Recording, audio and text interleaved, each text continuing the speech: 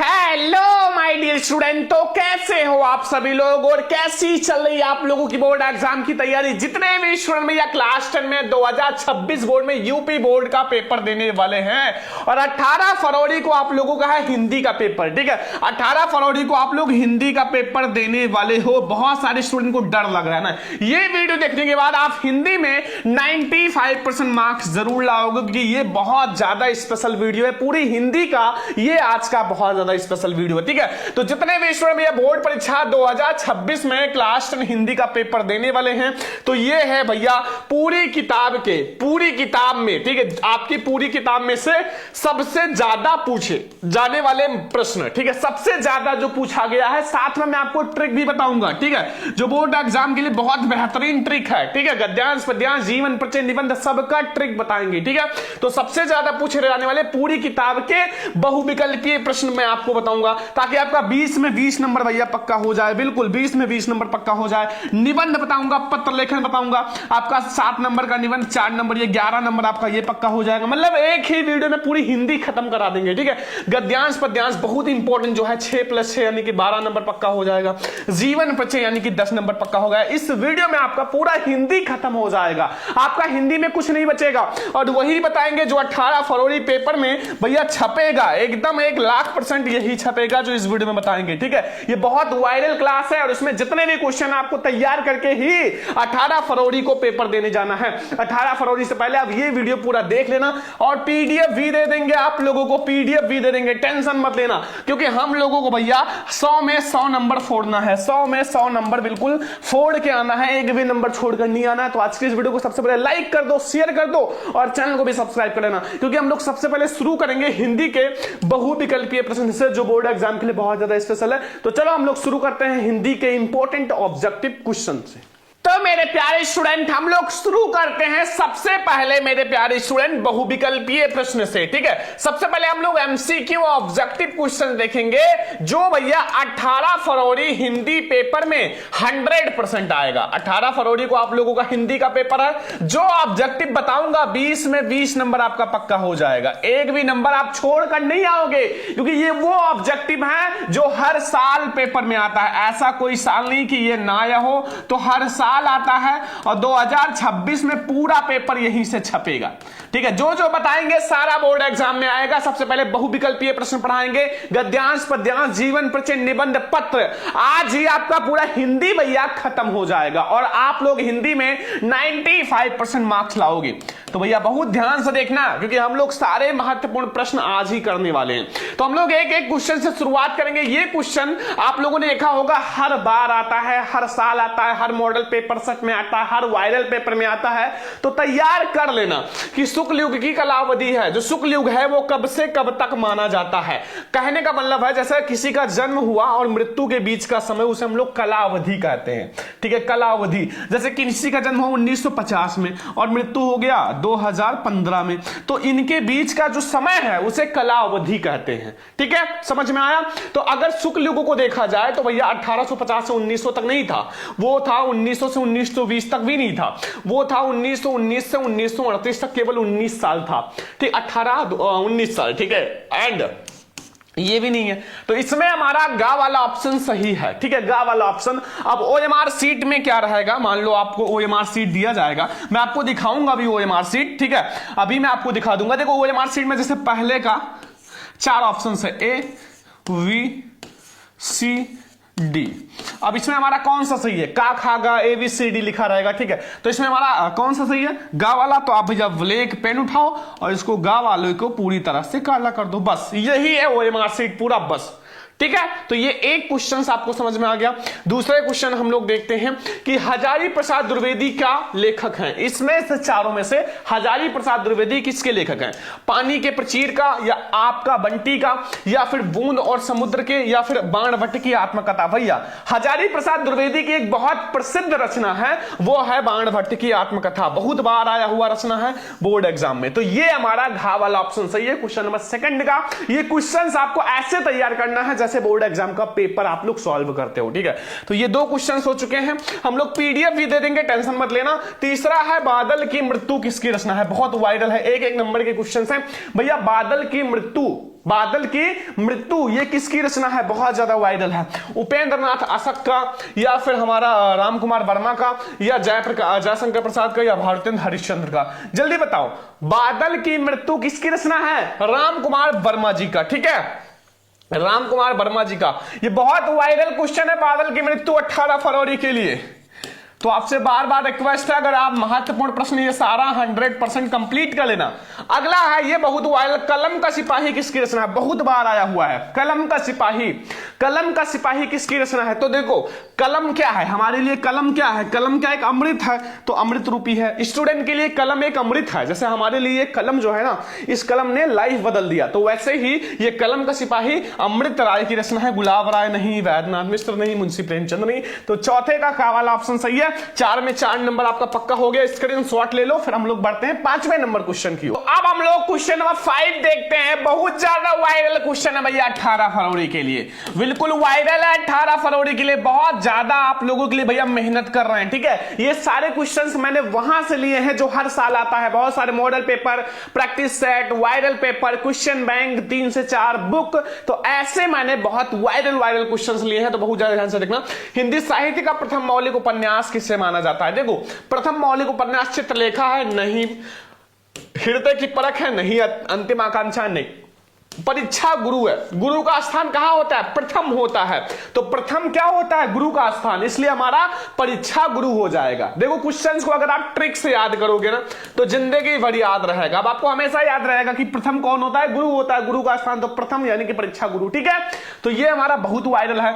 अगला क्वेश्चन, घनानंद किस काव्य धारा के कवि है? 1 नंबर का बहुत इंपॉर्टेंट ऑब्जेक्टिव क्वेश्चन है। तो भैया रीतिबद्ध, या रीति सिद्ध, या रीति मुक्त, या फिर हमारा आधुनिक काल? जल्दी बताओ, बहुत वायरल है।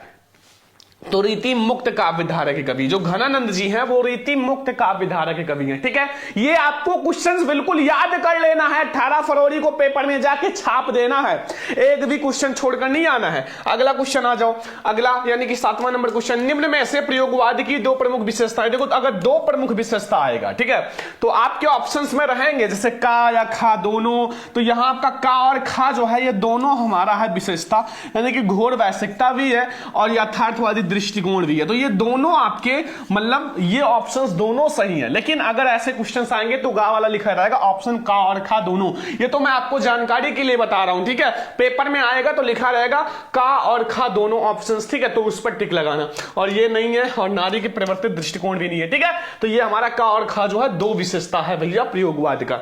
अगला, तीसरा सप्तक कब प्रकाशित हुआ? बहुत वायरल क्वेश्चन, और एक बहुत वायरल क्वेश्चन है, हर स्टूडेंट को कमेंट में बताना है कि दूसरा जो सप्तक है, दूसरा सप्तक कब प्रकाशित हुआ। हर स्टूडेंट का कमेंट आना चाहिए। देखो पढ़ाई के साथ साथ आपको कमेंट भी करते चलना है ताकि आपका टेस्ट होता रहे। देखो अब आपको मेहनत करना है, पेपर बिल्कुल नजदीक है। तो 1951 में नहीं, 1943 में नहीं, 1959 में हुआ था, 1959 में हुआ था, 1979 में भी नहीं। ठीक है, अब आप एक बात याद रखना कि द्वितीयक जो होगा 1959 से पहले होगा, क्योंकि ये तो तृतीयक है ना, क्योंकि 2 के बाद 3 आता है। ठीक है, तो ये हमारा खावाला सही है। अगला आ जाओ, अगला, छायावाद युग की प्रमुख विशेषता कौन सी है? 1 नंबर का बहुत वायरल क्वेश्चन है, कुंठा और निराशा का स्वर नहीं, श्रृंगार और प्रेम की वेदना। बिल्कुल सही है, श्रृंगार और प्रेम की वेदना। और नारी के परिवर्तित दृष्टिकोण भी नहीं है, रीति ग्रंथों का निर्माण भी नहीं है। ठीक है, तो इसमें हमारा जो है वो श्रृंगार और प्रेम की वेदना, यानी कि खा वाला ऑप्शन सही है, क्वेश्चन नंबर 9 का। ठीक है, अगला क्वेश्चन आओ, 10 नंबर, तार सप्तक के कवियों को अज्ञेय ने क्या कहकर संबोधित किया? जो तार सप्तक के कवि हैं उनको अज्ञेय ने क्या कहा था? बताओ। राहों के अन्वेषी, या नई धारा का साथी नहीं कहा था, पथ के साथी भी नहीं कहा था, साहित्य से राहों के अन्वेषी कहा था। क्या कहा था? राहों के अन्वेषी। यहां तक आपको 10 में 10 ऑब्जेक्टिव समझ में आ गया ना। बोर्ड एग्जाम में अगर आएगा तो बिल्कुल सही करके आना। ठीक है, आप लोग कम से कम 2 घंटा हिंदी को दो और ज्यादा से ज्यादा हिंदी का प्रैक्टिस करो। ठीक है, टाइम बहुत कम है, सारा सब्जेक्ट पढ़ना है, हिंदी को भी आपको टाइम देना है, वरना लास्ट में हिंदी आपको भैया बोर लगने लगेगा। ठीक है, अभी से आप पढ़ो, खत्म करो आधा जो फिक्स है। नाना वाहन, देखो ये व्याकरण से स्टार्ट हो गया, जो हमारे व्याकरण के बहुत इंपॉर्टेंट ऑब्जेक्टिव क्वेश्चन है वही बताएंगे। ठीक है, अब इसको आप पढ़ो और देखो कौन सा रस है। नाना वाहन, नाना वेशा, विशेष शिव समाज निज देखा, कहूं मुखहीन विपुल मुख काहू, विन पद कर कहूं बहु हूं, ठीक है। इसमें आपको रस बताना है, बताओ रस। याद रखना आपके सिलेबस में 2 ही रस है, तो इन दोनों को कट कर दो, और इसमें आपका हास्य और करुण 2 ही है।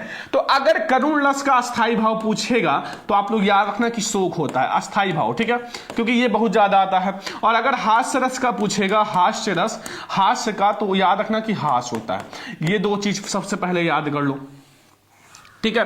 और कुछ पॉइंट्स हैं, देखो अगर आप कोई भी उदाहरण पढ़ लो, अगर रोना आए, ठीक है, रोने का मतलब रोना आए, दुख प्रकट हो, ठीक है, दुख हो, तो वो याद रखना कि हमारा कौन सा करुण रस होगा। हास्य रस में क्या आता है, हंसना आता है। आप अर्थ निकालोगे या वैसे भी आप पढ़ोगे, आपको हंसना आएगा, ठीक है। तो ये हमारा क्या हो जाएगा, हास्य रस हो जाएगा। ये थोड़ा सा ट्रिक याद रखना। तो अगर हम यहां देखें तो ये एक हास्य रस है, क्यों, क्योंकि ये जो है आपका अगर पढ़ोगे तो हंसना आएगा, ठीक है। तो इसमें हमारा कौन सा रस है, हास्य रस है, बहुत वायरल है 18 फरवरी के लिए। अगला क्वेश्चन 12 नंबर, पीपर पात सरिस मंडोला उपयुक्त में कौन सा अलंकार है। आपको पता है कि आपके सिलेबस में 3 अलंकार है। एक तो आपका उपमा अलंकार, ठीक है, एक होता है रूपक अलंकार, एक है उत्प्रेक्षा अलंकार। अब देखो सबसे बड़ी चीज ये है ना, उत्प्रेक्षा अलंकार, सबसे बड़ी चीज ये है, अगर भैया 2 चीज में कंपेयर किया जाए तो ये रूपक अलंकार होगा। पीपर पात सरिस मंडोला, इसमें कोई कंपेयर नहीं हुआ है, ठीक है। और अगर उत्प्रेक्षा आएगा तो इसमें उत्प्रेक्षावाचक शब्द होते हैं, मनु मानो, जनु जानो, मनहु जनहु। तो ये 2 चीज तो आप ट्रिक से पहचान जाओगे। जैसे होता है सोहत ओढ़े पीठ पट, श्याम सलोनी गात, मनो नीलमर सेल पर आपत्ति प्रभात, तो इसमें मनो शब्द आ गया, इसमें हमारा उत्प्रेक्षा होगा। लेकिन इसमें पीपर पात सरिस मंडोला, तो ये उपमा होगा। क्या होगा, अगर ये 2 नहीं है तो इसके अलावा उपमा ही होगा। तो ये हमारा ना तो रूपक है ना उत्प्रेक्षा, ये हमारा उपमा अलंकार है। अनुप्रास भी नहीं है, ठीक है, अनुप्रास नहीं है। ये 3 ही आपके सिलेबस में है, इसमें से हमारा उपमा हो जाएगा। अगला, जो शिमिरत सिद्ध हुई गणनायक कविवर वदन, और करहूं अनुग्रह सुई बुद्धि राशि शुभ गुण सदन। अब इसमें आपको बताना है कौन सा छंद है। तो 2 ही छंद है आपके इसमें, दोहा कुंडलियां हटा दो, केवल 2 ही छंद है, एक है सोरठा, एक है रोला। तो आपको इसमें बताना है हमारा कौन सा छंद है। तो इसमें हमारा सोरठा है, रोला नहीं है, ठीक है, ये हमारा सोरठा छंद है। तो ये हमारे 13 ऑब्जेक्टिव हो चुके हैं। देखो अब आपको मैं वही पढ़ाऊंगा जो बिल्कुल बोर्ड एग्जाम में 18 फरवरी में एकदम 1000% आए, ठीक है। अब आपको वही पढ़ना है, बोर्ड एग्जाम में हमें बिल्कुल तोड़ के आना है, ठीक है। और मैं आप लोगों को बता दूं कि ये जो क्वेश्चंस हैं इतना ज्यादा महत्वपूर्ण है ना कि हर साल पेपर में आता ही आता है, हर साल आता ही आता है। तो बहुत ज्यादा ध्यान से समझना।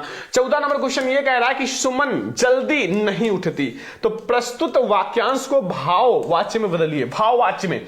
तो सुमन जल्दी नहीं उठ पाती, तो ये भाव नहीं बैठ रहा है। सुमन जल्दी से नहीं उठ सकेगी, ये बिल्कुल नहीं बैठ रहा। सुमन जल्दी नहीं उठ पाएगी, नहीं, सुमन से जल्दी नहीं उठा जाता। बिल्कुल सही, हमारा घा वाला ऑप्शन सही है भैया। क्वेश्चन नंबर 14 का घा वाला ऑप्शन, ठीक है, ये वाला हमारा सही है। आगे आ जाओ। देखो कृतवाच्य में प्रधानता किसकी होती है। देखो अगर कर्मवाच्य है तो कर्मवाच्य में कर्म की प्रधानता होगी। अगर कृतवाच्य है तो इसमें कर्ता की प्रधानता होगी। कर्ता का मतलब जो सब्जेक्ट होता है, तो क्रिया के नहीं, कर्म का नहीं, कर्ता का प्रधानता होगा। भाववाच्य में भाव की प्रधानता होगी। कितना आसान है भाई, कर्मवाच्य में कर्म की प्रधानता, भाववाच्य में भाव की प्रधानता, और कृतवाच्य में कर्ता की प्रधानता, ठीक है। तो ये 15 में 15 ऑब्जेक्टिव आपको बिल्कुल फिक्स हो गया ना, कोई दिक्कत कोई कंफ्यूजन नहीं होना चाहिए, क्योंकि ये बोर्ड एग्जाम के लिए वो ऑब्जेक्टिव है जो बिल्कुल 100% फिक्स है, ठीक है। ये 15 ऑब्जेक्टिव तैयार कर लो, पीडीएफ अभी दे देंगे। अब हम लोग देखते हैं 16 नंबर ऑब्जेक्टिव। अब हम लोग देखते हैं 16 नंबर ऑब्जेक्टिव। ये सारे भैया 18 फरवरी के लिए बिल्कुल 100% स्पेशल क्वेश्चंस हैं, ठीक है। लिखा हुआ है पिताजी कल ही तीर्थ यात्रा पर गए। अब इसमें आपको बताना है ये किस प्रकार का है। सकर्मक है, एक वचन है, पुल्लिंग है, भूतकाल नहीं, ठीक है। द्विकर्मक है नहीं, द्विकर्मक नहीं है। ये एक अकर्मक क्रिया है, अकर्मक, और एक वचन पुल्लिंग भूतकाल है, ठीक है। ये क्वेश्चन बहुत ज्यादा वायरल है, कुछ अलग टाइप का है, इसलिए भैया ये सही है। और कुछ आप लोगों के जैसे क्वेश्चंस आते हैं ना बोर्ड एग्जाम में कथन और कारण वाले, तो वो मैं आप लोगों के लिए बता दूं कि कथन और कारण वाले एक ऑब्जेक्टिव आएगा, ज्यादा नहीं आएगा। तो उसमें आप कुछ नहीं करना, देखो इस पर अपना टाइम ज्यादा मत लगाओ, ठीक है। उसको आप ट्रिक से कर लेना, ठीक है। अगर आपको लगे, पढ़ने पर लगे कथन कारण दोनों सही है, ठीक है, लगे, अगर लगे तो ए वाला लगा देना। अगर ना लगे तो सी वाला लगा देना, बस यही दो ऑप्शंस लगाना भैया ट्रिक से बस। अगर लगे तो सही है तो ए वाला लगा देना, ठीक है, अगर ना लगे तो सी वाला लगा देना, बस यही दो ऑप्शंस आप कर देना भाई, बिल्कुल सही होगा, टेंशन मत लेना। कथन और कारण वाले से 1 नंबर का है, सही जाएगा अगर ऐसा करोगे तो। इतना आप पढ़ते हो कि आपको लगेगा सही है गलत है ये पता चल जाता है, ठीक है। तो ये आपका अगला है अध्यक्ष शब्द में प्रयुक्त उपसर्ग है। अध्यक्ष में देखो आ आधा धा है, इसलिए अभी नहीं होगा, आ भी नहीं होगा, आ भी नहीं होगा, इसमें अधि हो जाएगा। क्या हो जाएगा? अधि हो जाएगा, ठीक है। ये बात ध्यान रखना, बहुत ज्यादा वायरल है, ये थोड़ा अलग है, इसलिए ये हर साल आता है, हर साल। तो आप रट लो ना, मैं बार बार कह रहा हूं जो थोड़ा अलग हो उस पर ज्यादा फोकस करो, ठीक है। एग्जाम में वही क्वेश्चन आता है जो थोड़ा अलग होता है, ठीक है। एग्जामिनर बहुत होशियार होते हैं। अगला 18 नंबर, त्रिवेणी में कौन सा समास है? भैया ये तो सभी को पता है, त्रिवेणी मतलब आगे 3 आ गया, ठीक है। पंचवटी, पंचवटी में आगे क्या आ गया? पंच आ गया। तो अगर गिनती आए तो वो हमारा द्विगु समास होता है, ठीक है। ये दोनों तो हटा दो, दो ही सिलेबस में, एक द्वंद्व एक द्विगु। और द्वंद्व अगर देखा जाए, द्वंद्व में तो ऐसे होता है माता और हाइफन पिता। तो अगर ऐसा हो भाई बहन, तो वो याद रखना कि ये कौन सा होता है? द्विगु समास होता है, ठीक है, वो द्वंद्व समास होता है। और अगर ऐसा हो तो द्विगु समास, ठीक है। अगला 19 नंबर, सततल उत्पल वरीज में कौन सा पर्यायवाची है? सततल उत्पल वरीज, कपड़ा नहीं, कमल का पर्यायवाची है। सततल उत्पल वरीज ये सारे किसके हैं? कमल के पर्यायवाची हैं, कमल का पर्यायवाची है। ये 19 नंबर क्वेश्चन और लास्ट ऑब्जेक्टिव है। 20 नंबर, तोम शब्द में विभक्ति और वचन है 1 नंबर का। तोम शब्द में विभक्ति और वचन क्या है? द्वितीय विभक्ति बहुवचन, या चतुर्थी विभक्ति एकवचन, या फिर पंचमी विभक्ति बहुवचन, या तृतीय विभक्ति एकवचन। तो इसमें हमारा कौन सा विभक्ति और वचन है? तो इसमें हमारा है द्वितीय विभक्ति बहुवचन, बिल्कुल वायरल है, ठीक है। ये 20 ऐसे ऑब्जेक्टिव्स हैं जो आप लोगों के लिए बहुत ज्यादा वायरल है, ठीक है। ये 20 में 20 नंबर आपका पक्का करा देगा, बिल्कुल पक्का है। 18 फरवरी के लिए बिल्कुल पक्का है मेरे प्यारे स्टूडेंट, 100%। तो ये ऑब्जेक्टिव्स आप लोग तैयार कर लेना, लिख लिख कर प्रैक्टिस कर लेना, ठीक है। और बहुत ज्यादा वायरल ऑब्जेक्टिव है, ध्यान रखना, ये सारे ऑब्जेक्टिव्स आप तैयार कर लेना। अब हम लोग देखते हैं जो आपके बोर्ड एग्जाम के लिए सबसे ज्यादा इंपॉर्टेंट गद्यांश पद्यांश है, जो आपके 100% आएगा, विथ ट्रिक भी देखेंगे भैया, ट्रिक भी देखेंगे गद्यांश पद्यांश का, तो बहुत ज्यादा ध्यान से देखना। तो चलो अब हम लोग शुरू करते हैं हिंदी का इंपॉर्टेंट गद्यांश पद्यांश। गद्यांश और पद्यांश पढ़ा दीजिए, क्योंकि गद्यांश और पद्यांश जो होता है वो आपका 6 और +6 = 12 मार्क्स का आता है। मतलब आपका 12 नंबर इस वीडियो में मैं आप लोगों का पक्का करा दूंगा। अगर आप लोग इस वीडियो को ध्यान से देखोगे ना, तो आपके बुक में से कोई सा भी गद्यांश पद्यांश आ जाए, आप लोग 2 मिनट में कर दोगे, क्योंकि मैं आप लोगों को ट्रिक भी बताऊंगा। अगर आप लोगों को मान लो कोई दूसरा आ जाए तो बिना पढ़े आप ट्रिक से भी कर लोगे, मतलब बिना पढ़े आप ट्रिक से हर एक गद्यांश पद्यांश सॉल्व कर लोगे, क्योंकि मैं आप लोगों को हर चैप्टर के ट्रिक बताऊंगा कि किस चैप्टर से लिया गया है, हर एक चैप्टर का ट्रिक मिल जाएगा। साथ में गद्यांश पद्यांश मान लो आपको नहीं आता तो वो भी आप करके आओगे। और ये वाला जो मैं आपको गद्यांश और पद्यांश बताने वाला हूं ना, वो 18 फरवरी को एकदम 100% आएगा, जो आज मैं आप लोगों को बताऊंगा। अगर आपने ये गद्यांश पद्यांश तैयार कर लिया तो आपका 12 नंबर बिल्कुल पक्का है 18 फरवरी पेपर के लिए, ठीक है।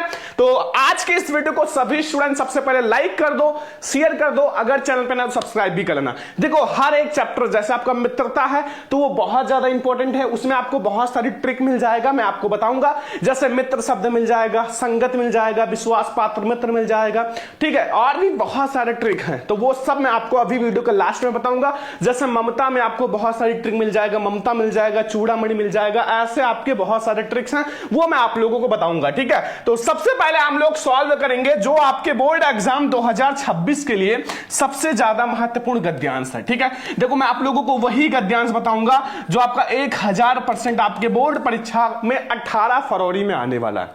तो बहुत ज्यादा ध्यान से देखना। और सबसे पहले आप लोग गद्यांश को सॉल्व करने से पहले सबसे पहले क्या करोगे, करोगे कि आप गद्यांश को ध्यान से पढ़ोगे, ठीक है। कम से कम आपको 2 बार पढ़ना है, 2 बार पढ़ना है, वो भी रेखांकित अंश को और ज्यादा ध्यान से पढ़ना है। रेखांकित अंश को कम से कम 2 बार पढ़ना है, फिर आपके माइंड में लगभग 50% आंसर आपके माइंड में आ जाएगा, ये हमारी गारंटी है। सबसे पहले बच्चों की गलती ये होता है कि पढ़ते नहीं है, डायरेक्ट लिखना शुरू कर देते हैं। जब आप गद्यांश हो या पद्यांश हो, उसको 2 बार ध्यान से पढ़ लो ना, मैं गारंटी लेता हूं कि 50% आपको उसका उत्तर पता चल जाएगा। ये आप लोग भैया देख लेना, ठीक है, आप पढ़ के देख लो। देखो यहां लिखा हुआ, हे भगवान तब के लिए विपद के लिए इतना आयोजन, परम पिता के इच्छा के विरुद्ध इतना साहस, बस इतना ही अंडरलाइन है, ठीक है। अब इसमें आपको बहुत सारी चीजें पता चलेगा कि भगवान शब्द आया और विपद आया, ठीक है। तो विपद का मतलब कोई भी कठिन कार्य हो। पिताजी क्या भीख ना मिलेगी? क्या कोई हिंदू भूपृष्ठ पर जीवित नहीं बचा रह जाएगा जो ब्राह्मण को 2 मुट्ठी अन्न दे सके? यह असंभव है, फेर दीजिए पिताजी। और देखो यहां से देखो, फेर दीजिए पिताजी, मैं कांप रही हूं, इसको कांप कर लेना, कांप रही हूं, इसकी चमक आंखों को अंधा बना रही है। ये पहले आपको ध्यान से पढ़ लेना है, क्योंकि ये 18 फरवरी के लिए बिल्कुल 1000% इंपॉर्टेंट गद्यांश है, ठीक है, बहुत इंपॉर्टेंट गद्यांश है जो आपके बोर्ड एग्जाम 18 फरवरी के लिए इंपॉर्टेंट है। तो इसको अगर आपने 2 बार पढ़ा तो आपको पता चलेगा कि ये कौन सा गद्यांश है। अब इस देखो मेरे प्यारे स्टूडेंट, गद्यांश में 3 क्वेश्चन होता है, सभी को पता होगा। देखो इसमें सबसे पहला होता है, कोई सा भी गद्यांश आ जाए सबसे पहले यही रहेगा कि उपयुक्त गद्यांश का पाठ यानी कि संदर्भ लिखिए, पाठ का नाम, लेखक का नाम, 2 नंबर मिल जाएगा, ठीक है। अब आपको पाठ और लेखक का नाम पता चल जाएगा, मैं को ट्रिक से बताऊंगा, ठीक है, ट्रिक से बताऊंगा, हर एक चैप्टर का पता चल जाएगा, ठीक है। और रेखांकित अंश की व्याख्या, मान लो आपको रेखांकित अंश ना आता हो तो ये रेखांकित अंश इतना है ना, इतने में आपको क्या करना है, पहले आगे से हे भगवान तब के लिए विपद के लिए इतना आ जाओ, इसी पूरे गद्यांश में से आप बना बना के कम से कम 5 से 6 लाइन लिख देना, आपको रेखांकित अंश का पूरा 2 नंबर मिल जाएगा, कोई नहीं काट सकता, ये गारंटी है, ठीक है। और तीसरा है, अपने पिता का कौन सा कृत्य यानी कि कार्य परमपिता की इच्छा के विरुद्ध लगा, ठीक है। सबसे बड़ी बात कि आपको जो नीचे वाला का आंसर आपको गद्यांश से सबसे नीचे ही मिलेगा। क्या है, देखो, यह असंभव है, फेर दीजिए पिताजी, मैं कांप रही हूं और इनकी चमक आंखों को अंधा बना रही है। मतलब जो उनके पिताजी काम कर रहे थे, इतने सारी चीजें इकट्ठा कर रहे थे, वही इनको इनके विरुद्ध लगा। तो ये 3 क्वेश्चंस हैं और हम लोग एक एक क्वेश्चंस को सॉल्व करेंगे क्योंकि ये बोर्ड एग्जाम के लिए बहुत ज्यादा इंपॉर्टेंट गद्यांश है। तो चलो मैं आप लोगों को बताता हूं। तो मेरे प्यारे स्टूडेंट देखो, आपको भैया सबसे पहले मैं आपको बोर्ड एग्जाम की कॉपी दिखा देता हूं, देख लो, ऐसे ही रहेगा बोर्ड एग्जाम की कॉपी। देखो यहां आपका खंडबा है, ये देखो संदर्भ लिखा गया है, अगर आपको नहीं दिखाई दे रहा है तो यहां आप लोग देख लो, ठीक है। मैं आपको कॉपी दिखाऊंगा बोर्ड एग्जाम का और इसमें चेक भी हुआ है, 6 नंबर मिला है, ठीक है, टॉपर की कॉपी है। मैं आपको टॉपर की कॉपी जल्दी लाऊंगा, संदर्भ, रेखांकित अंश की व्याख्या, तीसरा क्वेश्चन, 3 क्वेश्चन किया गया है, ठीक है। और ऐसे ही मैं आपको बता रहा हूं ताकि आप लोग भी 95% लाओ, क्योंकि मैं आप लोगों को भैया टॉपर बनाना चाहता हूं, 95% लाना चाहते हैं, ठीक है। तो आप लोग भैया क्या करो ना कि ये जो मैं आपको पढ़ा रहा हूं सारा पढ़ो। गद्यांश में क्या होता है, देखो सबसे पहले आपको लिखना होगा संदर्भ। संदर्भ में क्या होता है भाई, संदर्भ में कुछ नहीं होता, पाठ और लेखक का नाम लिखना होता है। और ये गद्यांश बहुत इंपॉर्टेंट है 18 फरवरी के लिए, ये छपा है पेपर में, छपा है और छपेगा, तो तैयार कर लेना। संदर्भ में क्या है, प्रस्तुत गद्यावतरण हमारी पाठ्य पुस्तक हिंदी, अब इसको हाईलाइट कर लेना भैया, ब्लैक पेन से लिखना कि गद्य खंड में संकलित ममता, ये पाठ का नाम है, तो इसको देखो अलग कलर से लिखना है। मान लो आप सारा ब्लू से लिख रहे हो तो इसको ब्लैक कलर से हाईलाइट करना है, ठीक है, नीचे अंडरलाइन कर लेना है। नामक कहानी से उद्धृत है, इनके लेखक जो है छायावाद युग के प्रवर्तक श्री जयशंकर प्रसाद जी हैं, इसको भी आपको अलग कलर से लिखना है, अलग टाइप से, ठीक है। अब ये वाला संदर्भ जो है आप सेम ही हर चैप्टर में, हर चैप्टर के गद्यांश में लिख सकते हो, हर गद्यांश में मेरे प्यारे लाडलों, हर गद्यांश में। केवल करना क्या है, यहां आपका जो पाठ का नाम है और लेखक का नाम चेंज कर लेना है बस, और आपको सेम ही करना है। जैसे अगर हम लोग देखें तो प्रस्तुत गद्यावतरण हमारी पाठ्यपुस्तक हिंदी के गद्य खंड में संकलित ममता की जगह अगर मित्रता कर दें तो मित्रता नामक पाठ से लिया गया है, इसके लेखक बस आपको उनका नाम लिख देना है, श्री आचार्य रामचंद्र शुक्ल जी है बस, ठीक है। ये आपका जैसे छायावाद युग के प्रवर्तक जयशंकर प्रसाद जी हैं, तो ये प्रवर्तक हैं। ठीक है, अब आपको केवल इसके जो लेखक हैं बस उनका नाम लिख दो, बस सिंपल सा है भाई, हर चैप्टर में आप यही लिख सकते हो। ठीक है, बस ये चीज याद रखना। रेखांकित अंश की व्याख्या दूसरा है, देखो रेखांकित अंश की व्याख्या अगर मान लो आपको नहीं आता तो आपको उसी गद्यांश में से, जो आपका गद्यांश दिया रहेगा उसमें से कम 5 लाइन काट के अपनी तरफ से अपनी भाषा में, अपनी देहाती भाषा में लिख देना बच्चा, आपको नंबर पूरा मिल जाएगा। 2 नंबर आपको इसका मिलेगा, 2 नंबर इसका। लेखक जयशंकर प्रसाद जी कहना है या कहते हैं कि जब ममता ने सोने से आभूषण का भरा हुआ थाल देखा, मतलब उनके पिताजी सोने से भरा हुआ आभूषण का थाल वो इकट्ठा कर रहे थे ताकि बाद में ये काम आए। तब जब ममता ने देखा, ममता क्या थी, मतलब उनकी पुत्री थी और वो विधवा थी, तो वो ये चीज नहीं पसंद था। जब थाल देखा तब हतप्रस्त हो गई। हतप्रस्त का मतलब आश्चर्यचकित हो गई, आश्चर्यचकित हो गई, और वह आश्चर्य प्रकट करती हुई अपने पिताजी से कहती हैं कि आप विपत्ति के लिए उतने धन का संग्रह क्यों कर रहे हो? आखिर आप विपत्ति के लिए, कठिन समय के लिए आप इतने सारे धन इकट्ठा क्यों कर रहे हो? आजकल यही सब करते हैं, हर कोई ममता की तरह नहीं है। अब आप सब लोग यही करते हैं, दूसरों को कष्ट पहुंचा के खुद धन इकट्ठा करेंगे। ठीक है, तो ये चीज कहा, और भगवान की इच्छा के विरुद्ध आपने यह बहुत बड़ा दुष्कर्म किया है या दुस्साहस किया है। बस इतना सा रेखांकित अंश है। बताओ, रेखांकित अंश में कुछ भी नहीं है, अपनी भाषा में बना बना के लिख दो, एग्जामिनर आपका 1 नंबर भी नहीं काटेगा। ठीक है, 1 नंबर भी नहीं काटेगा। आप गद्यांश में से उठाओ और 5-6 लाइन कट करके कम से कम 5 लाइन आप कट करो और उनको अपनी भाषा में लिखो, अपनी भाषा में, पूरा नंबर मिलेगा। ठीक है, अब तीसरा क्वेश्चन एक और था, एक और क्वेश्चन है देखो यहां कि अपने पिता, मतलब इच्छा के विरुद्ध क्या लगा ममता को, तो अपने पिता के द्वारा शेर शाह के उत्कोच के रूप में लिए गए स्वर्ण के सिक्के ममता को परम इच्छा के विरुद्ध लगा। ठीक है, अब आपने अगर ये 3 क्वेश्चंस कर दिया, मतलब 3 प्रश्न गद्यांश का, तो आपका 6 नंबर, 6 मार्क्स पक्का है। ठीक है, और आपको मैं गद्यांश के लिए 3 ऐसे चैप्टर बताता हूं जहां से 100% आएगा। 18 फरवरी को ये वाला तो आएगा ही, अथमा वाला भी मैं आपको बता दूं कहां से आएगा। पहले आप लोग तैयार कर लेना मित्रता वाला चैप्टर, मित्रता, जिसमें ट्रिक है, मैं आपको बता दे रहा हूं, बाद में मत कहना सर ट्रिक नहीं बताए। जिसमें ट्रिक है, जैसे मित्र, ठीक है, एंड विश्वास पात्र मित्र,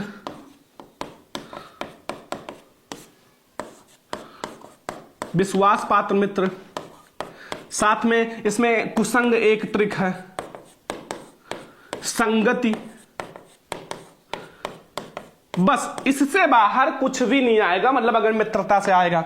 दूसरा, अगर हम लोग ममता देखें, बहुत इंपॉर्टेंट है, यहां से तो आएगा ही, तो ये दूसरा चैप्टर बहुत इंपॉर्टेंट है 18 फरवरी के लिए। इसमें आपको क्या मिलेगा, ममता ही एक ट्रिक है, बहुत बार आता है, ब्राह्मण मिलेगा, ठीक है, और भगवान शब्द बहुत ज्यादा मिलेगा, चूड़ामणि मिलेगा। तो ऐसे आपका ये भी ट्रिक मिल जाएगा। एक चैप्टर और पढ़ लेना, अगर मैं आप लोगों से बताऊं एक चैप्टर और, यानी कि तीसरा वाला चैप्टर, स्त्रियां तू ना गई मेरे मन से, स्त्रियां तू ना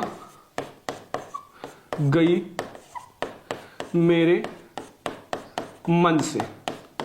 और इसमें कुछ नहीं, बस यही ट्रिक है, हर एक गद्यांश में आपको यही शब्द मिल जाएगा, स्त्रियां, हर एक गद्यांश में स्त्रियां शब्द मिल जाएगा। ये 3 चैप्टर आज ही पढ़ लो, ये 3 चैप्टर आज ही पढ़ लो। फर्स्ट ये वाला, मतलब मित्रता, ममता, स्त्रियां तू ना गई मेरे मन से, 1000% मैं कह दूं कि इससे बाहर नहीं आएगा। ठीक है, ट्रिक भी आप देख लो इन तीनों चैप्टर का। ठीक है, और ऐसे आपको गद्यांश सॉल्व करना है, संदर्भ पता ही चल गया। तो अब आपका गद्यांश में मैं ये कह सकता हूं कि आप लोगों का 6 में 6 नंबर बिल्कुल से पक्का है ना, बिल्कुल पक्का है, 1000% ना। अब आपको कोई दिक्कत नहीं है। अब हम लोग पद्यांश की ओर चले। ये ट्रिक याद रखना, जो जो मैंने बताया है, मित्रता में भी बताया है, ममता में भी, और स्त्रियां तू ना गई मेरे मन से इस चैप्टर में भी। ठीक है, तो गद्यांश तो आपका 6 नंबर पक्का हो गया ना, कोई दिक्कत, कोई कंफ्यूजन नहीं है। अब हम लोग चलते हैं पद्यांश की ओर, जो कि बहुत ज्यादा इंपॉर्टेंट है। प्यारे स्टूडेंट, अब हम लोग देखते हैं पद्यांश, क्योंकि गद्यांश तो मैंने आपको बहुत अच्छे से समझा दिया ना। अब पद्यांश में हमें 6 में 6 नंबर पक्का करना है। ठीक है, और ट्रिक वगैरह सब सब कुछ बताएंगे, पहचानने का ट्रिक भी बताएंगे, टेंशन मत लेना। हम लोगों को हिंदी में 95% लाना है, एक भी नंबर छोड़कर नहीं आना है, ठीक है। तो अगर हम लोग पद्यांश की बात करें तो ये जो है आपके महत्वपूर्ण पद्यांश जो है वो आपको वही बताएंगे जो आएगा। और जो मैं आज आपको बताने वाला हूं ये बहुत इंपॉर्टेंट है मेरे प्यारे स्टूडेंट, बहुत इंपॉर्टेंट है और 100% भैया 18 फरवरी को छपेगा, ठीक है। मान लो आपका किसी दूसरे चैप्टर से 8वां वाला आ जाए तो वो भी ट्रिक बता देंगे, आपको चैप्टर भी समझ में आ जाएगा और ट्रिक से रेखांकित अंश की व्याख्या भी करोगे। और एक बात याद रखना कि पेपर में हमें एक भी प्रश्न छोड़कर नहीं आना है, हर क्वेश्चन करना है। नहीं आता बना बना के लिखना है, नहीं आता कीवर्ड मैं आपको बताऊंगा कैसे कीवर्ड मिलता है, वो चीज आप समझ लेना बस, ठीक है। अब देखो मैं आपको ये वाला जो है पद्यांश बता रहा हूं जो कि बहुत इंपॉर्टेंट है, 1000% इंपॉर्टेंट है। अब इसमें देखो सबसे पहले आपको बता दें कि अभी ट्रिक लास्ट में बताएंगे पद्यांश के हर चैप्टर का। देखो लिखा चरण कमल बंदो हरिराई जाकी कृपा पंगो गिर लंघे अंधे को सब कुछ दर्शाई बहिरो सुने गूंगे पुण्य बोले चल सूरदास स्वामी करना बार बार मंदोती पाई।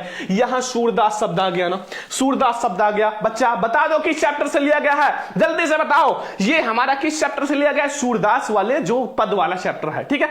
अब इसमें भी 3 क्वेश्चन है, 3 क्वेश्चन इसमें भी है। पहला प्रस्तुत पद्यांश का संदर्भ और हिंदी में अनुवाद कीजिए, 2 नंबर तुरंत मिल जाएगा, कोई नहीं काट पाएगा। और सूरदास स्वामी कौन सा अलंकार है, सूरदास स्वामी में चरण शब्दों में तत्सम रूप लिखिए। भैया काफी आसान है, ठीक है। आपको पद्यांश काफी आसान है, अगर व्याख्या करने की बात की जाए कम से कम 2 बार पढ़ो, मैं कहता हूं आपके माइंड में व्याख्या आ जाएगा। चरण मतलब चरण, कमल मतलब कमल, बंदो मतलब बार बार बंदो, हरिराई मतलब चरण की बार बार वंदना करना, ठीक है। अभी मैं आपको व्याख्या समझाता हूं, तीनों क्वेश्चन समझाता हूं, ट्रिक बताता हूं, फिर आप कहोगे 18 फरवरी को हम गद्यांश पद्यांश छोड़कर नहीं आएंगे। चलो मैं आपको बताता हूं। तो मेरे प्यारे स्टूडेंट देखो, अगर मैं आपसे बताऊं कि संदर्भ यानी कि पद्यांश का संदर्भ हम कैसे लेंगे, क्योंकि ये भी 2 ही नंबर का आता है, ठीक है, 2 ही नंबर का आता है। तो आपको पहले ही बता दिया मैंने, वो पद पाठ से लिया गया है क्योंकि उसमें ऑलरेडी सूरदास शब्द आया हुआ है, ठीक है। तो देखो यह पद जो है श्री सूरदास द्वारा रचित सूर सागर नामक ग्रंथ से हमारी पाठ्य पुस्तक हिंदी के काव्य खंड में पद नामक शीर्षक से लिया गया, 2 नंबर। इसी में व्याख्या भी करना है, सभी को पता है आपको व्याख्या कैसे करना। चरण कमल बंदो हरिराई मतलब भक्ति शिरोमणि सूरदास जी श्री कृष्ण के कमल रूपी चरणों की वंदना करते हुए कहते हैं, मतलब सूरदास जी श्री कृष्ण के चरणों की वंदना करते हुए कहते हैं, क्या कहते हैं, देखो कि इनके चरणों का प्रभाव बहुत व्यापक है। अगर आपको इनका आशीर्वाद मिल जाए, आप इनके चरणों की वंदना करते हो तो इनके चरणों का जो आशीर्वाद है वो बहुत ज्यादा व्यापक है। इनकी कृपा से कोई भी लंगड़ा व्यक्ति जो है पर्वत को आसानी से लांघ सकता है। अगर एक लंगड़ा व्यक्ति है और श्री कृष्ण जी का आशीर्वाद मिल जाए तो वो पर्वत को भी लांघ सकता है, उनके चरणों की इतना बड़ा पावर है। और अंधे को सब कुछ दिखाई देने लगता है, और जो अंधा व्यक्ति होता है उसको सब कुछ दिखाई देने लगता है। इसीलिए कहते हैं कि पूजा पाठ किया करो, भगवान का नाम लिया करो, क्योंकि ये आप करोगे तो आपका माइंड भी फ्रेश रहेगा और आपके ऊपर भगवान का आशीर्वाद भी बना रहेगा। इन चरणों के अनोखे प्रभाव के कारण बहरा व्यक्ति जो है दोबारा सुनने लगता है, गूंगा व्यक्ति दोबारा बोलने लगता है, और जो है मतलब दरिद्र व्यक्ति पर श्री कृष्ण के चरणों से वो राजा बन जाता है और अपने सिर पर छत्र धारण कर लेता है।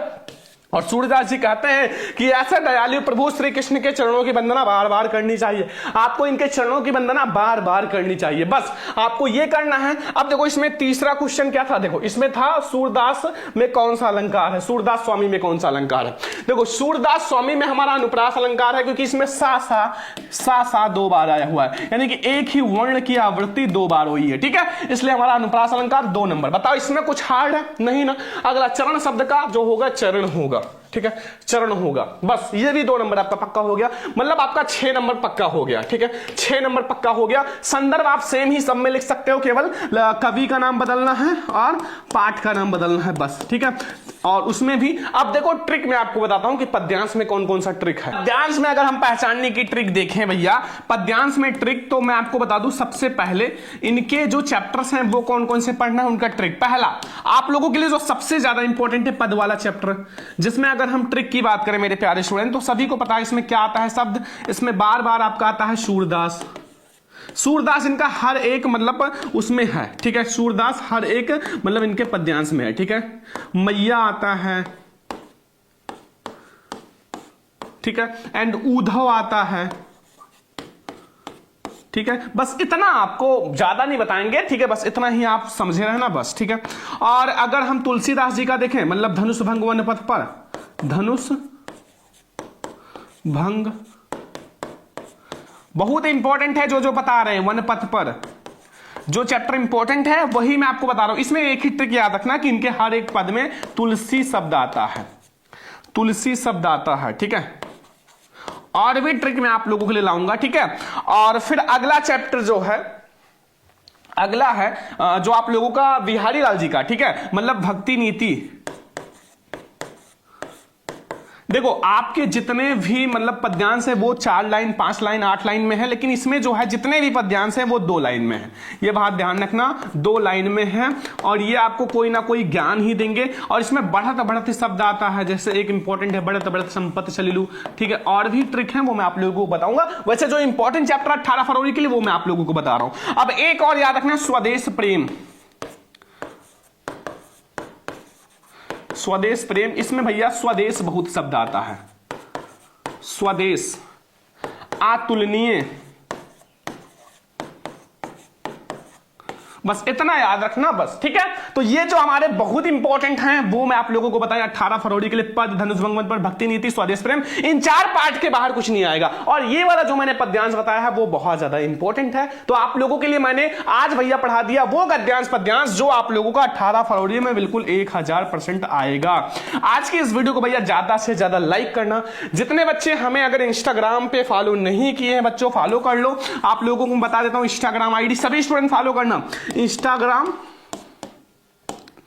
और टेलीग्राम सभी को भैया डिस्क्रिप्शन में लिंक दे देंगे, ठीक है। टेलीग्राम देखो, अगर हम आपको बताएं तो इंस्टाग्राम है हमारा Sarvan lecturer official, Sarvan lecturer, gap नहीं है, फिर ऑफिशियल लिख लेना, ठीक है, ऑफिशियल, फिर यहां हाइफन है, फिर ऑफिशियल, मैं आपको लिंक डिस्क्रिप्शन में बता दूंगा। और ये भी हमारा सरवन लेक्चर ऑफिशियल ही टेलीग्राम, तो आप लोग टेलीग्राम पे जाना, इसका पीडीएफ मैं आप लोगों को दे दूंगा, पीडीएफ आपको हमारे टेलीग्राम पे मिल जाएगा, ठीक है। तो आइडियल स्टूडेंट, अब हम लोग पढ़ेंगे जीवन परिचय, जो भैया आपका 10 में 10 नंबर भैया पक्का करा देगा, क्योंकि मैं आप लोगों को कवि और लेखक दोनों का जीवन परिचय बताऊंगा, ठीक है। जो भैया कक्षा 10 हिंदी के लिए अगर हम लोग देखें तो ये कक्षा 10 हिंदी के लिए बहुत महत्वपूर्ण निबंध है, बिल्कुल 1000 नहीं 1,00,000% यही आएगा जो आज के इस वीडियो में मैं आप लोगों को बताने वाला हूं, ठीक है।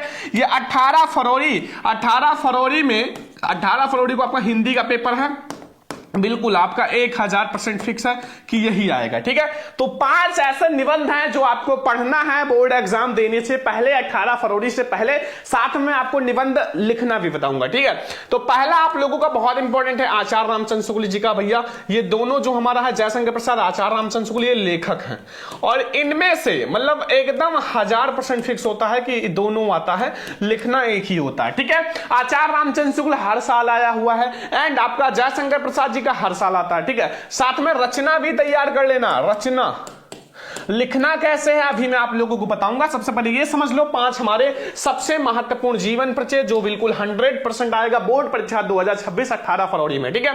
फिर आपको तीसरा जो है वो सूरदास जी का, ये कवि है, मतलब अब हमारा 3 कवियों का है, और तुलसीदास जी, महादेवी वर्मा, ये 5 आपको तैयार करना। ये 3 कवि हैं, 2 हमारे लेखक हैं, ठीक है। मतलब अगर आप ये 3 कवि का तैयार कर लिए तो 5 नंबर पक्का हो जाएगा, क्योंकि 5 नंबर का आता है, और आपका 2 लेखक का तैयार कर लिए 5 5 10 नंबर आपका पक्का हो जाएगा, बहुत ज्यादा वाइडल है। तो ये 5 आपको तैयार कर लेना है, ठीक है। अब मैं आपको 2 तैयार करा देता हूं, एक लेखक और कवि का, जो बिल्कुल 100% 18 फरवरी को आएगा। तो हम लोग देखते हैं जयशंकर प्रसाद जी का, बहुत ज्यादा वायरल जो है, ठीक है। तो हम लोग देखते हैं सबसे पहले जयशंकर प्रसाद जी का।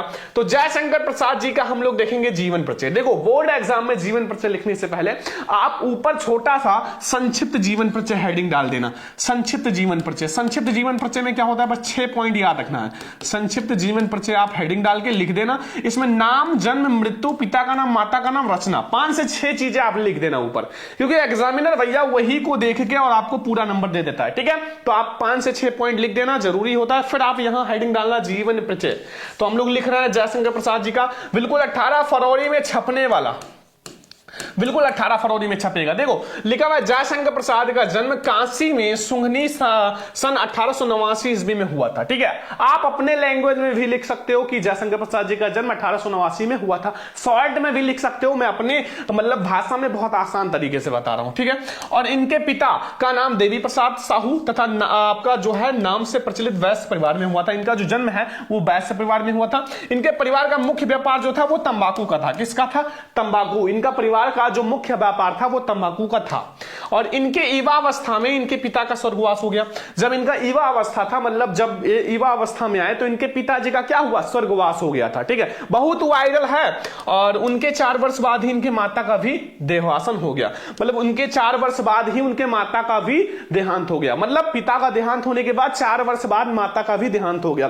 देखो आपको ऐसे ही लिखना है, देख लो। और इसलिए प्रसाद जी की शिक्षा तथा पालन पोषण इनके बड़े भाई शंभूरत्न जी ने किया। मतलब इनके बड़े भाई शंभूरत्न जी ने किया था, क्योंकि इनकी माता और पिता दोनों का देहांत हो गया। तब इनके बड़े भाई शंभूरत्न जी ने जयशंकर प्रसाद जी को पढ़ाया लिखाया। लेकिन फिर हुआ क्या? प्रसाद जी हिंदी, उर्दू, फारसी, संस्कृत तथा अंग्रेजी शिक्षा का घर पर ही अध्ययन किया। और इसके बाद इनके बड़े भाई शंभूरत्न की भी मृत्यु हो गई। सोचो, पूरे परिवार में लगता है किसी का नजर लग गया ना। अब इनके मतलब माता पिता, फिर इनके बड़े भाई शंभूरत्न की भी मृत्यु हो गई। ठीक है, इसके बड़े भाई शंभूरत्न की मृत्यु के कारण तंबाकू का व्यापार था वो बिल्कुल से ठप हो गया। अब इनका जो व्यापार था तंबाकू का, इनके पिताजी करते थे।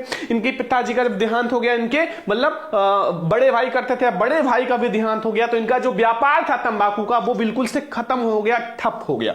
ठीक है, इनका मतलब व्यापार जो है वो ठप हो गया और इनका परिवार जो है ऋणग्रस्त हो गया। मतलब इन्होंने अपने परिवार को चलाने के लिए ऋण मतलब कर्ज लिए थे, तो इसलिए इनका परिवार जो है ऋणग्रस्त हो गया। ठीक है, नोट कर लो। ठीक है, स्क्रीनशॉट ले लो। अब देखो थोड़ा सा और है, ऋण चुकाने के लिए इन्होंने अपनी पैतृक संपत्ति बेच दी। देखो जयशंकर प्रसाद जी सोचते थे कि हम कर्जदार होके नहीं जाएंगे, मतलब हम स्वर्गवास नहीं होंगे, तो इसलिए जयशंकर प्रसाद जी ने अपनी जो पैतृक संपत्ति है, पैतृक संपत्ति का मतलब जो इनके माता पिता का संपत्ति था या फिर जो भी कमाए थे वो सब बेच दिया। ठीक है, और अपना ऋण चुका दिया। प्रसाद जी को अनेक विपरीत परिस्थितियों का सामना करना पड़ा, बहुत सारी विपरीत परिस्थितियों का सामना करना पड़ा। प्रसाद जी भी क्षय रोग के शिकार हो गए। देखो प्रसाद जी को भी क्षय रोग का शिकार हो गया, जो कि बहुत ज्यादा खतरनाक होता है, तथा रंज के कारण इनका शरीर जो है बिल्कुल दुर्बल हो गया। और काशी में 1937 में इनका स्वर्गवास हो गया। कुल 48 वर्ष जिंदा थे। मतलब बहुत ज्यादा इनको लाइफ में स्ट्रगल करना पड़ा। ठीक है, टेंशन के कारण और भी बहुत सारी प्रॉब्लम्स के कारण इनको भी मतलब काफी जल्दी इनका देहांत हो गया, केवल 48 साल की उम्र में। ठीक है, तो ये छोटा सा जीवन परिचय है, इतना ही लिखना है। रचनाएं आपको ऐसे लिखना है, पहले रचनाएं हेडिंग डाल, इनका काव्य कौन कौन सा? आंसू कामाई झरना।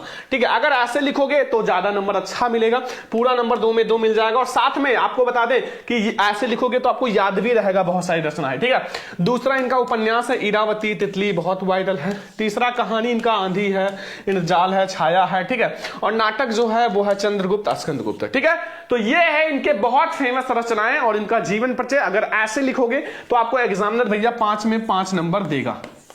5 में 5 नंबर आपका पक्का हो गया। ऐसे आपको लेखक का लिखना है, छोटा सा संक्षिप्त जीवन परिचय जरूर लिख देना, फिर आप इनका बड़ा सा जीवन परिचय, फिर आप इनकी रचनाएं लिखना। ठीक है, तो ये हमारा बहुत वायरल जीवन परिचय है, नोट कर लो सभी स्टूडेंट। ठीक है, नोट कर लो जयशंकर प्रसाद जी का। फिर हम लोग अगला देखते हैं कवि यानी कि तुलसीदास जी का जीवन परिचय। तो अब हम लोग देखते हैं कवि जो है वो तुलसीदास का जीवन परिचय, बिल्कुल 18 फरवरी को छपने वाला।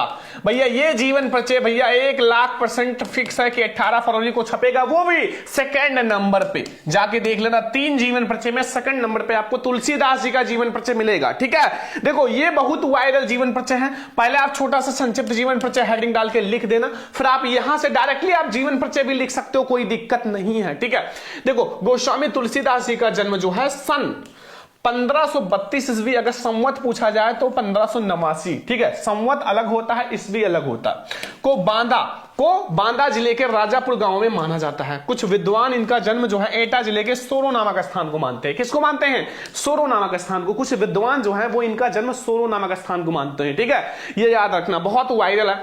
अब इनके पिताजी का जो मतलब नाम जो था आत्माराम दुबे तथा माता का नाम हुलसी था।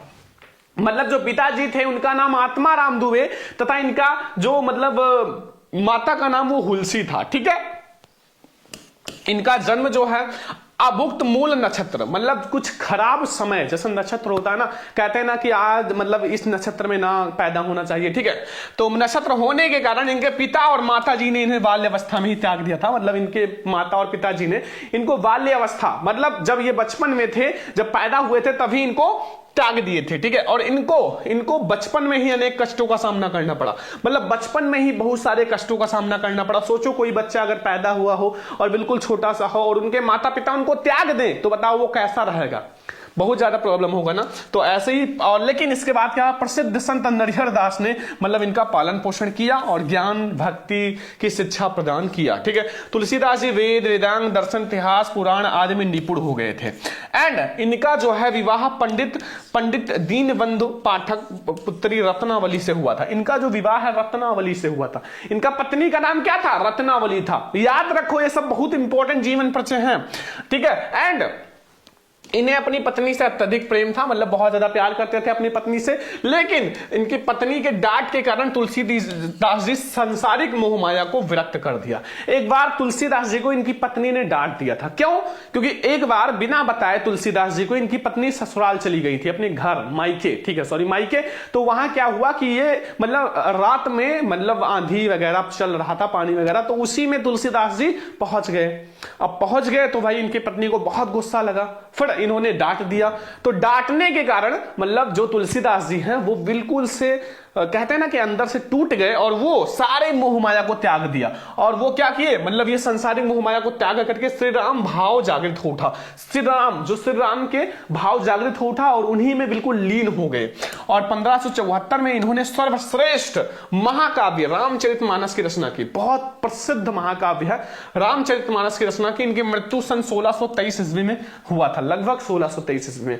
देखो कवियों का बिल्कुल निश्चित नहीं होता, हर एक चीज लगभग होता है, क्योंकि ना तो इनके पिता का नाम एकदम स्पष्ट होता है, ना माता का नाम, ना मृत्यु, ना जन्म। लेकिन ये आपका बहुत वायरल है भैया, ध्यान रखना। रचनाएं आपको भैया इसमें बहुत कम रचनाएं होती हैं। तो दोहावली, कवितावली, रामचरितमानस, ये 3 ऐसी रचनाएं हैं जो तुलसीदास जी का बहुत ज्यादा फेमस है, तुलसीदास जी का बहुत ज्यादा फेमस है, ठीक है। तो ये आप लोग तैयार कर लो, ठीक है। पीडीएफ आप लोगों को मैं दे दूंगा, सभी स्टूडेंट जाओ डाउनलोड कर लेना हमारा टेलीग्राम चैनल, ठीक है। टेलीग्राम पे मैं आपको पीडीएफ दे दूंगा, ठीक है। टेलीग्राम जो है वो सरमन लेक्चर ऑफिशियल है, सरमन लेक्चरर ऑफिशियल, ठीक है। मैं लिंक डिस्क्रिप्शन में दे दूंगा। और इंस्टाग्राम पे भी फॉलो कर लेना, इंस्टाग्राम भी हमारा वही है, सरमन लेक्चरर ऑफिशियल। तो जाके फॉलो करो, ठीक है। और वहां भी मैं आप लोगों के लिए बहुत स्पेशल चीज लाता हूं, ठीक है। इंपॉर्टेंट चैप्टर, इंपॉर्टेंट जीवन परिचय, इंपॉर्टेंट जो आर्टिकल्स हैं, सब कुछ आपको यहाँ इंस्टा पे आपको मैं देता रहता हूं। तो सभी लोग फॉलो कर लो, ठीक है। मैं लिंक डिस्क्रिप्शन में दे दूंगा, कमेंट बॉक्स में दे दूंगा। तो अब हम लोग देखते हैं जीवन परिचय के बाद जो आपके बोर्ड एग्जाम के लिए सबसे ज्यादा इंपॉर्टेंट निबंध है, जो बिल्कुल 100% आएगा। तो चलो अब हम लोग देखते हैं मोस्ट इंपॉर्टेंट निबंध। मेरे प्यारे स्टूडेंट, अब हम लोग देखते हैं जो हमारा क्लास 10 हिंदी का सबसे महत्वपूर्ण निबंध है, जो 18 फरवरी को बिल्कुल 100% आएगा, ठीक है। 100% आएगा। ये निबंध आने से कोई नहीं रोक सकता। ये बोर्ड पेपर का सबसे वायरल निबंध है, ये बहुत महत्वपूर्ण निबंध है मेरे प्यारे स्टूडेंट। 2026 18 फरवरी हिंदी पेपर के लिए, ठीक है। आपको निबंध कैसे लिखना है वो भी बताएंगे। और ये 5 निबंध अगर आपने तैयार कर लिया तो 7 में 7 नंबर आपका पक्का है, कोई नहीं रोक सकता आपका ये 7 में 7 नंबर। बहुत ज्यादा वायरल निबंध है, तो बहुत ज्यादा ध्यान से देखना। पहला, आपको प्रदूषण की समस्या तथा समाधान तैयार कर लेना है, बहुत ज्यादा वायरल है, ठीक है। एंड दूसरा जो है स्वच्छ भारत अभियान, भैया स्वच्छ भारत अभियान बहुत वायरल निबंध है। और विज्ञान वरदान है या अभिशाप, ये भी बहुत ज्यादा वायरल है। चौथा है छात्र और अनुशासन, बहुत वायरल। और 5वां है बेटी बचाओ बेटी पढ़ाओ। तो ये 5 ऐसे निबंध है जो आपके लिए बहुत ज्यादा वायरल है। और सबसे पहले निबंध लिखने का ट्रिक समझ लो, ठीक है। मतलब अगर आपको और कोई निबंध आ जाए तो ट्रिक समझ लो। ट्रिक आपका क्या रहेगा, देखो ट्रिक आपका रहेगा कि पहला आपका जो है रूपरेखा हर एक निबंध में कॉमन होता है, सभी को पता है। रूपरेखा हर एक निबंध में कॉमन होता है, चाहे आपका जो भी निबंध आ जाए, चाहे आपका प्रदूषण आ जाए या स्वच्छ भारत अभियान या विज्ञान वरदान या अभिशाप। और दूसरा है प्रस्तावना, हर एक निबंध में भैया कॉमन है प्रस्तावना, ठीक है, प्रस्तावना बहुत ज्यादा वायरल है। और तीसरा जो हमारा है वो है कोई भी आप निबंध लिख रहे हो उसका अर्थ, भाई अर्थ पता होना चाहिए कि आप कोई सा भी निबंध लिख रहे हो। ठीक है, लास्ट में चौथा है उपसंहार। ये 4 ऐसे हेडिंग हैं जो हर एक निबंध में कॉमन होता है। बस आपको 2 हेडिंग और बना के लिखना है, 6 हेडिंग बहुत है भैया एक परफेक्ट निबंध के लिए। तो ये 5 निबंध आप लोग तैयार कर लो। बोर्ड एग्जाम में निबंध कैसे लिखना है चलो मैं आपको बताता हूं। ये भैया सबसे वायरल निबंध प्रदूषण की समस्या का समाधान 18 फरवरी में बिल्कुल 1000% छपने वाला, बहुत बार आया हुआ, ऐसा कोई साल नहीं कि ये निबंध ना आया हो, मतलब हर साल आता है, हर साल आता है। क्या प्रदूषण की समस्या वाला निबंध। ठीक है, तो सबसे पहले आपको रूपरेखा हेडिंग डालना है और इसमें जो भी आप हेडिंग डिस्कस कर रहे हो वो आपको लिख देना है। ठीक है, पहला हेडिंग हम लोग प्रस्तावना देखेंगे, दूसरा प्रदूषण का अर्थ देखेंगे, तीसरा प्रदूषण के प्रकार, चौथा समस्या का समाधान और पांचवा उपसंहार। देखो चारों हेडिंग आपको जो मैंने बताया था वो कॉमन है, रूपरेखा, प्रस्तावना, प्रदूषण का अर्थ और उपसंहार। ठीक है, और ये हम लोग हेडिंग डिस्कस करेंगे। तो पहला हेडिंग हम लोग शुरुआत करते हैं, सबसे पहले प्रस्तावना, क्योंकि हम लोगों ने रूपरेखा देख लिया है। रूपरेखा आप लोग यही डालोगे, जो हेडिंग आप डिस्कस कर रहे हो वही लिखना है। मान लो ना याद हो तो आप लिखने के बाद जो जो हेडिंग डिस्कस की हो बाद में लिख देना। ठीक है, देखो तो अब हमारा है प्रस्तावना। आजकल प्रदूषण की समस्या बहुत ज्यादा बढ़ रही है, सभी को पता है भैया प्रदूषण बहुत ज्यादा बढ़ रहा है। इस समय हमारे समझ सबसे बड़ी चुनौती है पर्यावरण को बचाने का है, क्योंकि पानी, हवा, जंगल, मिट्टी आदि सब कुछ प्रदूषित हो चुका है। और इसलिए इसलिए प्रत्येक व्यक्ति को पर्यावरण का महत्व बताया जाना चाहिए। और यदि हमने इस असंतुलन को दूर नहीं किया तो मानव जीवन भैया बाध्य हो जाएगा, और पता नहीं तब तक मानव जीवन होगा भी या नहीं। ठीक है, तो ये बहुत वायरल है भैया, ये प्रस्तावना है। सबसे पहले आपको प्रस्तावना हेडिंग डाल के बहुत अच्छे से लिखना है। प्रस्तावना का मतलब कोई भी निबंध आप लिख रहे हो तो उसका एक छोटा सा भाग लिख दो बस। ठीक है, तो ये हमारा बहुत वायरल निबंध है। अब हम लोग देखते हैं अगला। अब हमारा अगला हेडिंग है प्रदूषण का अर्थ। आखिर जो प्रदूषण होता है उसका अर्थ क्या होता है। कोई भी चीज आप पढ़ रहे हो तो उसका अर्थ पता होना चाहिए। तो संतुलित वातावरण में ही जीवन का विकास भैया संभव है। अगर एक संतुलित वातावरण है, सब कुछ सही है, तभी जीवन संभव है। पर्यावरण का निर्माण प्रकृति के द्वारा किया गया है। और बढ़ती हुई जनसंख्या, सबसे बड़ा प्रॉब्लम है जनसंख्या, पर्यावरण के संतुलन को बिगाड़ कर दूषित कर देते हैं। इसलिए इस प्रकार वातावरण को प्रदूषित करने को प्रदूषण कहते हैं। और जनसंख्या की असाधारण वृद्धि और औद्योगिक प्रगति ने प्रदूषण की समस्या को जन्म दिया है। इससे मानव को संकट उत्पन्न हो सकता है। बहुत वायरल है, ये आपको लिख लेना है। अगली हेडिंग अब हमारा प्रकार स्टार्ट होता है, प्रदूषण के प्रकार। ठीक है, तो आज के वातावरण में प्रदूषण इन रूपों में दिखाई देता है। पहला का वाला वायु प्रदूषण। देखो वायु जीवन का अनिवार्य स्रोत है। प्रत्येक प्राणी को स्वस्थ रूप से जीने के लिए शुद्ध वायु अर्थात ऑक्सीजन की आवश्यकता होता है। आजकल वायुमंडल में ऑक्सीजन का संतुलन बिगड़ रहा है और वायु अनेक हानिकारक गैसों से प्रदूषित हो रही है। जैसे भाई वायु में बहुत सारे प्रकार के गैस होते हैं। ठीक है, आपका गाड़ी चल रहा है तो वो अलग गैस है, कोई चीज मान लो सिलेंडर फट गया तो वो एक अलग गैस है। सब कुछ अलग अलग होता है। ठीक है, हर एक चीज का अलग अलग भैया होता है। ठीक है, तो आप लोग, तो ये हमारा हो गया वायु प्रदूषण, बहुत ज्यादा वायरल है। अगला आ जाओ भैया खा वाला, जल प्रदूषण। तो जल को ही जीवन कहा जाता है। आजकल इतना प्रदूषण बढ़ रहा है कि जल भी प्रदूषित हो रहा है, उससे भयंकर बीमारियां होती हैं जिससे लोगों का जीवन खतरे में है। ठीक है, अगली हेडिंग हम लोग देखते हैं ध्वनि प्रदूषण। तो ध्वनि प्रदूषण भी आज की एक नई समस्या है। मोटर कार, ट्रैक्टर, जेट विमान आदि से ध्वनि प्रदूषण होता है। जितना ज्यादा ये सब गाड़ियां चलती है उतना ज्यादा प्रदूषण होता है, वो भी ध्वनि प्रदूषण। ठीक है, अब अगला आ जाओ भैया, अगला देखते हैं रासायनिक प्रदूषण, घा वाला रासायनिक प्रदूषण। तो द्रव्यों के अलावा रोगनाशक, कीटनाशक द्रव से रासायनिक खादों से स्वास्थ्य पर प्रतिकूल प्रभाव पड़ रहा है। ठीक है, अब आता है समस्या का समाधान। भैया इसका हम समाधान कैसे करेंगे। भैया समाधान यही है कि आप जितना कम कर सकते हो, हर एक इंसान, एक लोगों के करने से कुछ नहीं होगा, हर इंसान को देखना पड़ेगा। तो वातावरण को प्रदूषण से बचाने के लिए वृक्षारोपण सबसे अच्छा उपाय है। वृक्ष को ज्यादा से ज्यादा लगाओ। दूसरी ओर वृक्ष के कटाव पर भी रोक लगाई जानी चाहिए। बढ़ती हुई जनसंख्या और औद्योगिकरण ने विश्व के सम्मुख प्रदूषण की नई समस्या को जन्म दिया है। आजकल वातावरण प्रदूषण, जल प्रदूषण, ध्वनि प्रदूषण आदि जो है, रासायनिक प्रदूषण आदि को कम करो तथा उसको समाप्त करने का प्रयास करो। ठीक है, ये बहुत ज्यादा वायरल है भैया। प्रदूषण जो है उसको ज्यादा से ज्यादा वृक्ष लगाओ तो भैया प्रदूषण कम होगा, वरना प्रदूषण कम होने वाला नहीं है और सभी लोगों को जागरूक होना पड़ेगा। लास्ट में आता है उपसंहार। तो प्रसन्नता की बात यह है कि भारत सरकार प्रदूषण की समस्या के प्रति भैया जागरूक है। उसने सन 1974 में जल का निवारण अधिनियम लागू किया था। वृक्ष को काटने पर कठोर नियम लगाए गए थे। सभी लोगों को वृक्षारोपण के लिए प्रोत्साहित किया जाए। न्यायालय द्वारा प्रदूषण को फैलाने वाले उद्योगों को महानगरों के बाहर ले जाने का आदेश दिए और यह संकल्प लें कि जीवन के शुभ अवसर पर एक वृक्ष जरूर लगाएंगे। तो ये हमारा ऐसे आपको भैया निबंध बोर्ड एग्जाम में लिखना है, ठीक है। अब बहुत सारे बच्चे कहेंगे सर पत्र कौन कौन सा आएगा क्लास 10 पेपर में, तो पत्र आप 3 पत्र लिख लो, एक जरूर आएगा, फर्स्ट सेकंड थर्ड लिख लो। एक है मुक्ति, जो आप लोगों का शुल्क मुक्ति वाला पत्र, ठीक है, जरूर आएगा, शुल्क मुक्ति है, ठीक है। शुल्क मुक्ति पर पत्र जल्दी से तैयार कर लो। एक है गंदगी पर पत्र,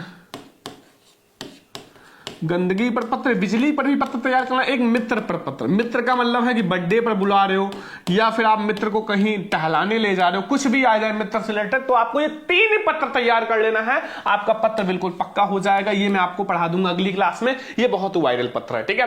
तो आज का ये वीडियो कैसा लगा, बहुत ज्यादा मेहनत किया, तो आज के इस वीडियो को ज्यादा से ज्यादा लाइक करना, शेयर करना और चैनल पर सब्सक्राइब भी कर देना। और आप लोग भैया वीडियो को शेयर किया करो अपने हर एक फ्रेंड्स के साथ, कोचिंग फ्रेंड, ऑफलाइन ऑनलाइन सब फ्रेंड्स के साथ। चलो अब हम लोग मिलेंगे नेक्स्ट क्लास में, तब तक के लिए जय हिंद, वंदे मातरम।